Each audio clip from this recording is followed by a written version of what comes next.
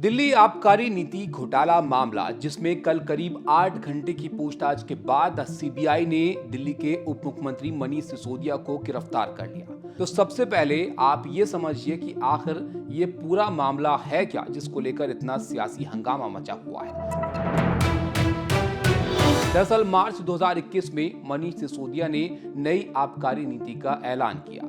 ये जो नई आबकारी नीति थी, इसमें कहा गया कि शराब बस निजी क्षेत्र ही बेचेगा और दिल्ली में शराब की दुकानों का समान तरीके से वितरण किया जाएगा। और नई नीति से राजस्व में 1500 से 2000 करोड़ रुपए बढ़ने की उम्मीद थी। इसमें शराब की होम डिलीवरी से लेकर दुकानों के सुबह 3 बजे तक खुले रहने तक की अनुमति दी गई थी और नवंबर 2021 को इस नई शराब नीति को लागू किया गया। लेकिन बहुत जल्दी इस नीति को लेकर आरोप जो है वो लगना शुरू हो गए और ये विवादों में आ गई।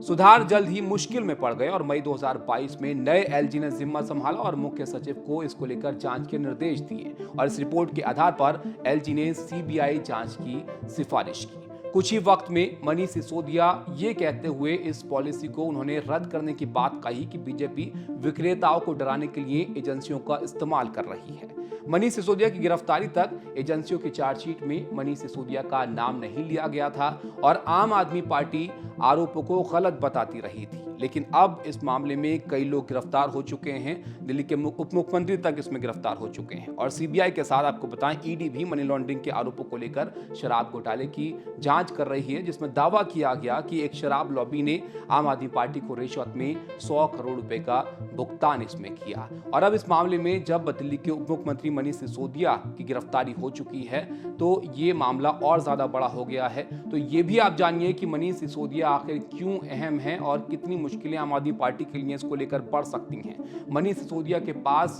कुल 18 विभागों की जिम्मेदारी है, जिसमें वित्त मंत्रालय तक शामिल है और इनकी गिरफ्तारी के बाद अब यह सवाल बड़ा हो गया है कि दिल्ली में इन विभागों की जिम्मेदारी अब कौन संभालेगा और मनीष सिसोदिया का जो जिम्मा है वो आम आदमी पार्टी या दिल्ली सरकार में किसको सौंपा जाता है।